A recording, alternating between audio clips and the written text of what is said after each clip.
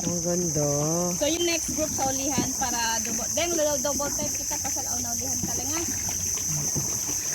Okay po ma'am, so since andito na tayo sa Mabuhay, buenos dias, good morning. Buenos dias! So, welcome to Great Santa Cruz Island, Lagoon.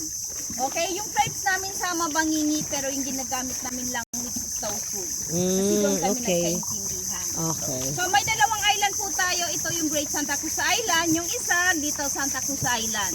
So sa Little Santa Cruz Island, makikita natin yung Great Sandbar. Doon sa harapan ng beach area. Yun po yung Little Santa Cruz Island. Both islands protected area po yan. Yes. So sa mga yellow boat po natin, yung nag-donate si Dr. Anton Lim at Miss Gina Lopez. Under of ABS-CBN. Okay. Para at least kung may tour na gagawin dito sa loob ng lagoon, hindi po naglalakad yung mga turista. Because the presence of the seagrasses indicate the presence of the stonefish. So may mga stonefish nakatago sa mga seagrasses natin, so hindi lang po yan. May mga black sea urchin tayo dito. Kaya binabawal tayo bababa kahit naka-low tide yan. Actually po, pag masyadong low tide, hanggang tuhod lang yan. Maabutan natin yung mga seagrass. Pero since marami nakatago, hindi tayo allowed na magbaba dyan. Okay. So we are surrounded by mangroves, pero may dalawang dominant species po tayo. Yung tinatawag natin babae at lalaking bakawan. So for LGBTQ, wala pa po yan, ma'am, sir.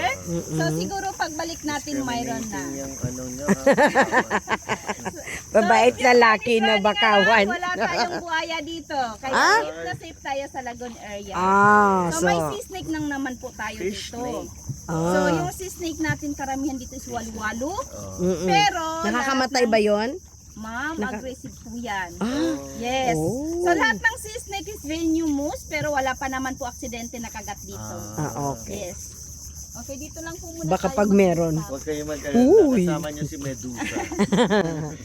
Okay. Stop tayo dito. Stop tayo dito. Alin pa? Okay na.